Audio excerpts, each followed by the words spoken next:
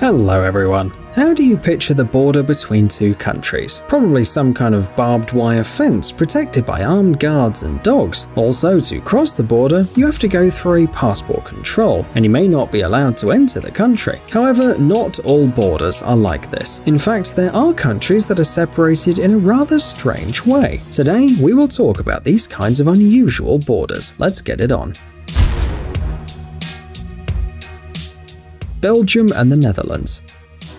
The small Belgian commune of Baarle-Hertog can be considered a wonder of the world. It's not as incredible as the pyramids of Giza, but it has its charm. The fact is that the border between Belgium and the Netherlands runs along this settlement. The Belgian part of the city is an enclave within the Netherlands, located 5 kilometers from the Belgian border. The enclave is a part of a state completely surrounded by the territory of another state. Sounds complicated? But wait, there's more. The Belgian enclave in turn contains Dutch enclaves, known as counter-exclaves, enclaves within enclaves. As you can see, Baarle-Hertog is a rather confusing place. This complicated border was established after a treaty signed between the Netherlands and Belgium in 1843. It confirms some medieval agreements that divided the land into small pieces. That's when everything got mixed up. Even some houses in the commune were divided between the two countries. For a while, Dutch law required restaurants to close early. For some restaurants on the border, though, this simply meant that customers had to move to a table on the Belgian side. So convenient. In addition, Belgian law allows the sale of fireworks, while in the Netherlands, it's strictly prohibited. This is why many tourists from the Netherlands visit Baarle-Hertog, where they can visit a shop on the Belgian side and buy all kinds of fireworks for the New Year's celebration. Austria and Germany. Jungholz is a village in Austria, in the federal state of Tyrol. Despite the fact that it's part of Austria, the commune is only accessible via Germany, so it's basically an enclave. The lack of a road connection to anywhere else in Austria led to Jungholz being included in the German customs area until Austria joined the EU in 1995. The city also used the German mark instead of the Austrian schilling as its currency until the euro appeared in 2002. Today, Jungholz is connected to the rest of Austria by a single point, but that doesn't mean that you can squeeze through it without crossing the German territory at all. Maybe only Mr. Fantastic could do it, because entering Jungholz this way will be incredibly difficult, and the history of this place starts when a resident of Tyrol brought this piece of land from a Bavarian in 1342. The buyer had the area incorporated with his other possession and was very pleased. In the Bavarian-Austrian border treaty of 1844, Jungholz was already officially listed as Austrian territory. Since then, it has remained this way, despite its strange location. According to data from the beginning of 2019, only 294 people live in Jungholz, but the village attracts many tourists that want to see this unique town. Russia and the USA. The Diomede Islands consist of 2 islands and several rocks in the middle of the Bering Strait. They are located between Russia and the USA, and each island belongs to one of these 2 countries. Big Diomede Island, also known as Ratmanov Island, belongs to Russia. Little Diomede, also known as Krusenstern Island, belongs to the USA. The international border is located at a distance of about 2 kilometers from each island. At their closest points, the 2 islands are about 3.8 kilometers apart. Who would have known that Russia and the USA are so close? In winter, an ice bridge appears between these 2 islands, which means that it's theoretically possible to walk between the United States and Russia. However, traveling between the 2 islands is prohibited. You know, state borders and all that. It's a very serious thing. But since 1989, there's been an agreement between the USSR and the United States that allows visa-free travel for locals. However, most of the local population of Ratmanov Island have been moved to mainland Russia. Today, the island has the easternmost Russian military unit and a Russian frontier post. In general, it's not a place that you could visit easily. On the other hand, there's a small village on the island of Krusenstern with a population of about 100 people. There's a school and a shop there, and mail is delivered by helicopter only when the weather is good. USA and Canada.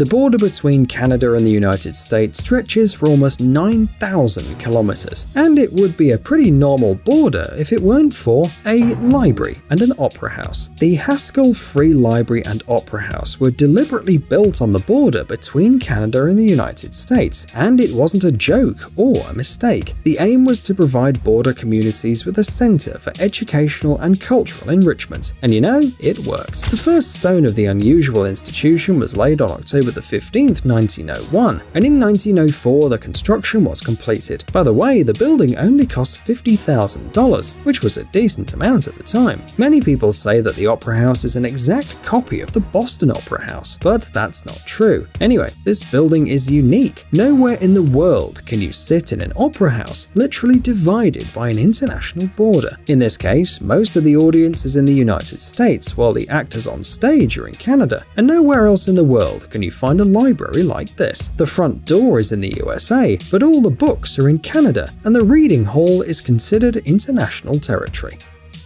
Egypt and Sudan. There are many countries on our planet, and each of them needs its own territory, but there are zones known as no man's land. One of them is Bir Tawil. It's a territory bordering Egypt on the north and Sudan on the west, south, and east. Sometimes Bir Tawil is referred to as the Bir Tawil Triangle, despite having 4 corners, but its shape is not that important. The interesting thing is that no one wants this piece of land at all. In the late 19th and the early 20th century, Britain made an agreement with Egypt drawing a boundary in this place, but the division was performed twice with some changes, and the problems began. Under one agreement, Bir Tawil was territory of Egypt, and the more valuable Halaib Triangle was part of Sudan, but according to the other division, it was the other way around, and as a result, the Halaib Triangle is claimed by both countries, and Bir Tawil by neither. But one thing was simply impossible without the other. So, right now, both countries border Bir Tawil, but neither consider it their land. By the way, there aren't many places like this in the world. Egypt is actually ruling over Bir Tawil. However, the unclaimed territory doesn't appear as part of that country on any map. Argentina and Brazil. Just a look at the famous Iguazu Falls is enough to remember this place forever, because it's beautiful and spectacular. It's a complex of 275 waterfalls located on the Iguazu River, on the border between Brazil and Argentina. From the air, the Iguazu Falls resemble a reverse letter J. On the right bank is the Brazilian territory, which is home to more than 95% of the Iguazu River basin. But Brazil has just over 20% of the jumps of the waterfalls. The other 80% are Argentinian. Many islands, including fairly large ones, separate the waterfalls from each other. Small bridges have been built here and there to walk between the islands. With their help, you can admire the Iguazu Falls from all sides. Not surprisingly, the waterfalls are one of the most visited places in South America. From 1.5 to 2 million visitors come here every year. There is an international airport near Iguazu, as well as dozens of hotels, camping sites, roads, hiking trails, and the local population works mainly in tourism. Looking at all this, it's hard to believe that we're talking about the border between two countries. The USA and Mexico. It would seem that the border between the United States and Mexico should be very protected, but here, on the border between San Diego and Tijuana, you can find absolutely amazing things. First of all, this region is an international cross-border agglomeration. It is located right on the border between San Diego in the United States and Tijuana in Mexico. The region had a population of almost 5 million in 2012, making it the largest binational conurbation shared between the United States and Mexico. However, the border is protected with walls and fences, and there are 3 checkpoints, just like any other border. However, here, right through this fence, people talk freely and have a great time. For example, they play international borderline volleyball, which they sometimes call Wallyball, or chat with family and friends from another country. This all happens in the Friendship Park, a place where people from both countries can meet in person. On the American side, security is carefully monitored. You can visit the Friendship Park only 2 days a week, and the border guards will watch all of your actions. No items can be transferred over the fence. This includes food, money, gifts, or even notes on paper. Yes, it's a very protected place. However, there are absolutely no access restrictions to the park on the Mexican side. Psst, Dude, are you looking for new technologies and great gadgets? Are your thoughts focused on the future? Do you love huge vehicles and can't imagine your life without robots around you? Then visit TechZone and you'll find all this and more. The link is in the description. You interested? Great.